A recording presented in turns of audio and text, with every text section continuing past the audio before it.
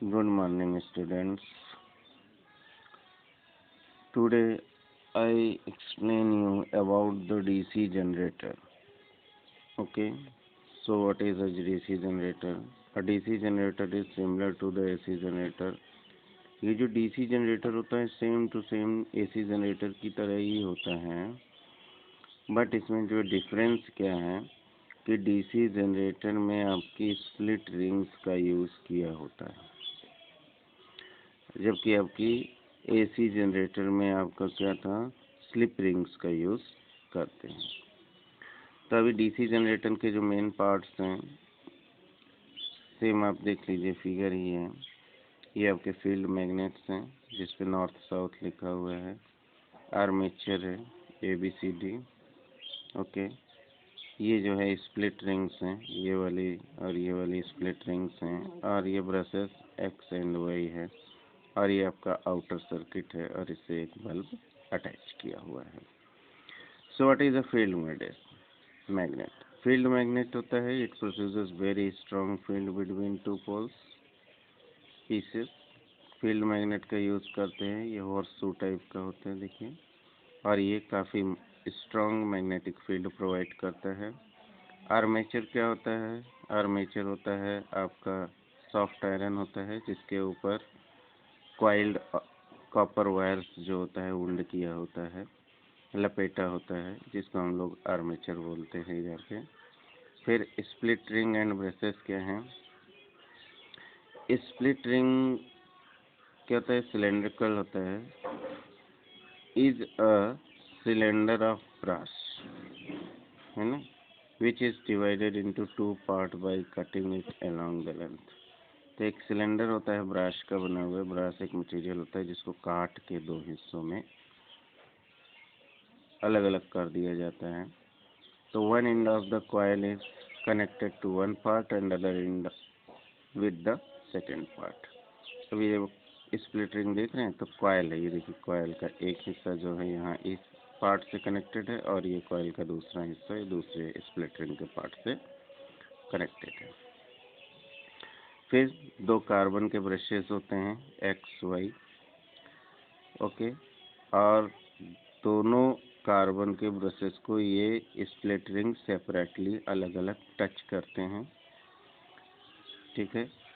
After each half cycle of the position of brushes are interchanged by the part of split ring। और जब ये आपका armature rotate करता है यानी घूमता है, तो आधी साइकिल होने के बाद ही क्या होता है कि आपकी जो कंडीशन होती है, जो ब्रशेस जो होता है, ये ब्रश वाई अगर अभी इस वाले स्प्लिट रिंग को टच कर रहा है, तो आधी साइकिल कंप्लीट होने के बाद ये जो वाई है इस वाले स्प्लिट रिंग को ये घूम के इधर आ जाएगा, और ये वाला स्प्लिट रिंग इधर आ जाएगा, तो उनकी पोजीशंस जो होंगी चेंज हो जाएगा। फिर नेक्स्ट हाफ साइकिल में इस तरह से जब रोटेट करेगा तो ये क्या होगी, स्प्लिट रिंग्स की पोजीशन चेंज हो रही होगी, कभी ये एक्स पे होगा तो कभी वाई पे होगा, फिर वाई एक्स वाई, इस तरह से ये अपनी पोजीशंस को चेंज करते रहेंगे। अब वर्किंग क्या कहें कि when the armature coil ABCD rotate, तो जब भी आर्मेचर कॉइल ABCD रोटेट करती है, ABCD रोटेट करती है, तो क्या होगा, नेचुरली आप जानते हैं मैग्नेटिक फ्लक्स क्रिएट होगा, और मैग्नेटिक फ्लक्स क्रिएट होने की वजह से इंड्यूस्ड, है ना, करंट इसके अंदर क्रिएट होगी, और जब इंड्यूस्ड करंट इसके अंदर क्रिएट होगी तो इस सर्किट से बहना फ्लो करेगी, इस कॉइल के अंदर से इंड्यूस्ड करंट बहना फ्लो करेगी, और इसकी डायरेक्शन क्या होगा, जब जैसे ही हाफ डायरेक्शन होगा तो A से B डायरेक्शन में और C से D डायरेक्शन में ये फ्लो करेगी, और इस तरह से ये आपके बाहर के सर्किट में X to Y डायरेक्शन की तरफ करंट फ्लो करेगी। अभी क्या होगा, इन फर्स्ट हाफ साइकिल, जो पहली हाफ साइकिल होगी उसमें इंड्यूस्ड EMF जो होगा, है ना, इलेक्ट्रोमोटिव फोर्स जो होगा वो इंक्रीज करेगा, वो 0 से मैक्सिमम होगा पहली हाफ साइकिल में। जैसे इधर रोटेट किया तो इसमें पहली हाफ साइकिल में EMF जो होगा 0 से मैक्सिमम हो जाएगा, और जो नेक्स्ट हाफ साइकिल होगी तो उसमें से जो EMF होगा वो क्या होगा, मैक्सिमम से 0 होगा। ठीक है। और कौन सी डायरेक्शन में, अपोजिट डायरेक्शन में।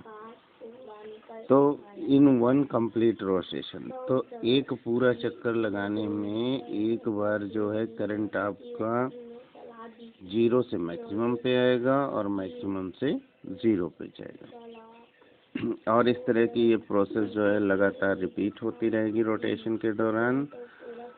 लेकिन since after each of rotation क्या होता है, part of split ring interchange हो जाते हैं। ईच हाफ रोटेशन यानी प्रत्येक हाफ रोटेशन के बाद क्या होता है, ये रिंग्स जो होती हैं अपने स्थान को बदल देती हैं। यानी अगर ये एक्स पे है तो वाई पे आ जाती हैं।